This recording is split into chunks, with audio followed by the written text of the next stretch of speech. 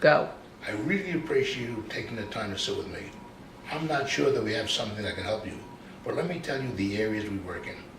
We work to reduce your debt, reduce your taxes, and increase your cash flow. Our goal is to help you achieve financial independence. FFG is a national company with 73 offices.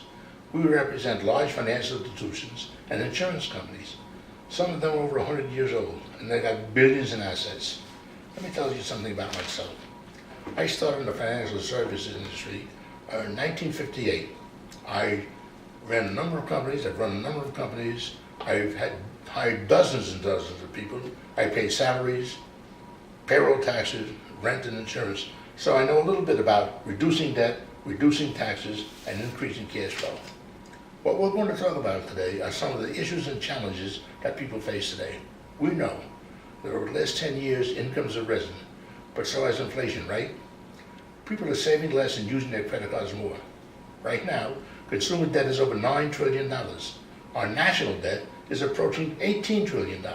What this means is that of 100 people turning 65 today, only 4, maybe 5, have what the government considers to be adequate income. And we're only talking about $3,000 a month. So what are the other 95 or 96 people doing? Probably one of 4 things. One, they may be living on less, which means they'll not be able to keep the house they love. They may not be able to fill the prescriptions that they need. 60 Minutes did a piece last year that showed seniors eating cat food and dog food to survive. They may have to rely on their kids, either living with them or taking money from them. They may have to rely on charity, Meals on Wheels, seniors helping seniors, church charities, or possibly government programs. And the fourth, a most likely option is that they either never stop working or they have to go back to work. And we see this every day, don't we? Walmart, Publix, lots of seniors out there working. I was in Wendy's in Tamarack last week, and I looked over and there was this woman. She had to be late 70s, 78 years old or something, and she was cleaning tables. And then I turned around again, I looked at her, and she was on her hands and knees, scraping gum off the floor. And how much could she possibly be making there? $500 or $600 a month? This tells me that the difference between her sitting by the pool, talking to her friends, or enjoying her grandchildren, and being in Wendy's is $500 or $600 a month. It doesn't take a lot of money to change the quality of your life. And that's our goal, to get you to the point where the money you have put aside for retirement is throwing off enough money that you can choose. You can work if you want to, but you don't have to. That's financial independence. Now we work in 7 steps, and we kind of weave them together to create a plan customized for you. I'm going to read through them real quick. If you have any questions, just stop me and we can talk about them. Step 1 is called Inspect What You Expect. This is an online tool that we offer you for free. It helps you examine your income versus your expenditures. The goal here is to help you find money that maybe you didn't even know you had. Step 2 is increasing your cash flow. Now, how would you define cash flow? Having enough money to live on. Okay, all right, that's a great definition. But for our purposes today, we're going to look at cash flow this way. The money comes in, the bills go out. What's left is called your monthly cash flow. We're going to look at how you currently allocate your money, your monthly cash flow, to see if maybe there's a better way to pay down debt today and save for retirement tomorrow. When you file your taxes, do you expect a refund or do you pay taxes? I usually pay taxes. Okay, that's good. What do you do with that refund?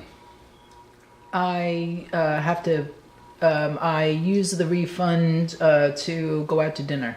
Okay, that's all right. We were with a client last week, and we asked him the same question. And he said, what I do is I get about $2,500, $3,000. And we said, so what you're telling us is that you're paying the government this money to hold for you for a year and then give it back to you at 0% interest. And he said, that doesn't make any sense. It really doesn't. Step 3 is the debt eliminator. Is debt a problem for you? Yes. Do you have a mortgage? Yes. What are you paying a month? It's about $1,800. Okay. What do you, does insurance and taxes included in that? Yes. It is. Okay, that's $1,800 a month. You have car loans? Yes. Okay, how much is that? We have 4 cars, so it's about $1,000 for all 4. Mm-hmm. Okay. What does insurance cost you on those cars? A lot of money, $800 a month. $800 a month. Mm-hmm. Okay. This is this is a case study of a typical family. They have typical debt. They have credit cards, car loans, and mortgages. Because of the size of their debt and their income level, they're only able to make the minimum payments. At that rate, it would have taken them almost 27 years to pay off their debt. Using the debt eliminator, they're able to eliminate their debt in less than half the time. It was the same debt, same payment, and no refinancing. They were then able to apply that same payment toward retirement savings and ended up almost $500,000. We'll talk more about that when we get back together again. Step 4 is an emergency fund. We don't want that $1,800 transmission to go to $4,000 because we paid it a credit card. Do you have an emergency fund? Not really, no. Okay, see, our rule of thumb is that we want to get to 3 to 6 months of living expenses. 4 things to remember about an emergency fund. 1, it should be safe. So keep it in the bank, not a shoebox in the closet. 2, it should be liquid. So don't put it in a CD or a bond. 3, it should be systematic. So if you can, have it transferred from your paycheck or into an account, or one account to another, on a regular basis. It should be separate. You know as well as I do that any money in our checking account is fair game. So keep your emergency money separate, out of sight, out of mind. So safe, liquid, systematic, and separate. Step 5 is protecting what you have. And what they're talking about here is life insurance. You have life insurance? Yes. How much you paying for that? I pay about $50 a month. $50 a month. Is any of that, how much did you have, you said? 100,000. 100,000. Does any of that come from your job? Yes. Okay. Or when you leave, are you going to be able to take that with you? Or I don't know, not sure. you ought to check that out with HR. Okay. You know, it's very important how those we leave behind. We want to make sure our families don't have to change their lifestyle just because we're gone. We also want to make sure the kids can go to school even if we're not here. Step 6 is the biggest one. And if you listen to me, it could change the quality of your life. This is the one everyone likes the best. Step 6 is building a long-term income or long-term savings. Now there are 2 elements at play here. 2 financial battles you have to win the money game, because you don't incorporate these. Now I can be strong with you. The chance of you becoming financially independent probably won't happen. And if it does, it's way out there. So here are the 2 battles you have to win. 1, the inflation battle. You'll see why in a minute. And 2, the tax battle. Because it's not what you make, it's what you keep. Taxes will hurt you if you're not careful. Let's talk about inflation. Have you heard of the rule of 72? No. No. Let me explain, it's really interesting. Whatever interest rate you're saving at, say 4%, divide that into the number 72. That will tell you how many years it will take for your money to double. 4 into 72 is 18. Every 18 years, your money will double. Here's the example. Let's say you have 100,000 in the account that earns 4%. If you leave it and it grows at 4% in 18 years, it will double to $200. What happens in another 18 years of 4%? Right, it doubles again. Here's the problem. 400 years from now, 36 years from now, will $400 buy what $100 does today? No. No, that's inflation. That if people are saving, where are they saving? Banks, credit unions, fixed accounts, where they're not even getting 4%. You can see what's happening. Money's growing, but inflation is growing much quicker. They're losing purchasing power, and they may never retire. That's a big, big problem. The solution is to help them obtain a potentially better interest rate. Say a person gets 6 to 12%. Look at this example. Let's assume you're 29 years old and you have $10,000 at 4%. 472 is 18. So that $10,000 grows in 36 years to $40,000. You're 65, the kids are gone, the house is paid for and you want to retire. But you got $40,000 to your name. How long is that going to last you? A year, maybe a little longer if you're really fool. And then you run out of money and you're a greeter at Walmart. But here's the problem. We've run out of time. Who wants to work past 65? The only thing we could have changed is the interest rate. And here's the $1 million question. If you could have had 6 to 12% instead of 4%, would you now have greater financial independence? The answer is yes.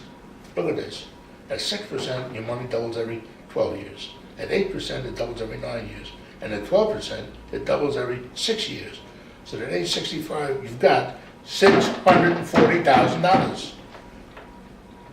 The only difference between this guy and that guy is the interest rate. Not more money at one time. Same age, same amount of money. The only difference is the interest rate. But of course, this guy, $600,000. Now, isn't that a pretty important principle for you to learn? Yes. This could change the quality of your life. And you know what? It's not about having $10,000. The key is saving a little bit on a monthly basis at a decent interest rate. If you will save for you at a decent interest rate, there may be a time where you will not be out earning your money, but your money will be out earning you. Pretty awesome, huh? So the $1,000,000 question is, where can I get a decent rate of return, but yet have protection of principal where you're actually guaranteed not to lose money? Actually, 3 different strategies. I'm going to give you a synopsis of each one, and you tell me which one makes the most sense for you. So I know what is suitable for you when we get back together. First is the fixed rate approach.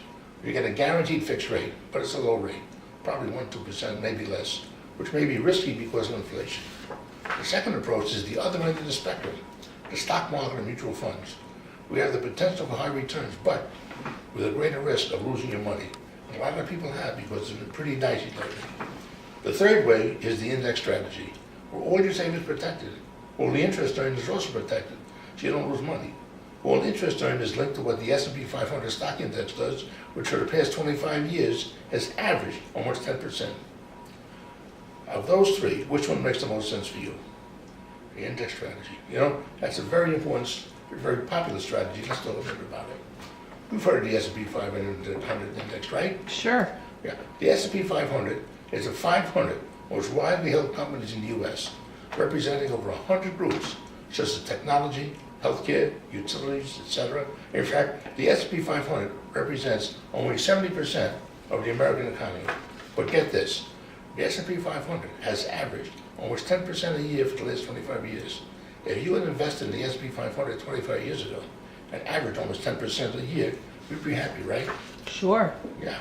Now, when we get back together, if we've determined an index strategy is suitable for you, I'll then explain the specific products, scores, floors, caps, and other terms and conditions. But for now, let me give you an overview of the index strategy and how the interest crediting works.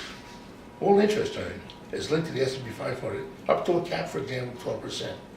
Whether any of the downside risks associated with putting money directly into the stock market.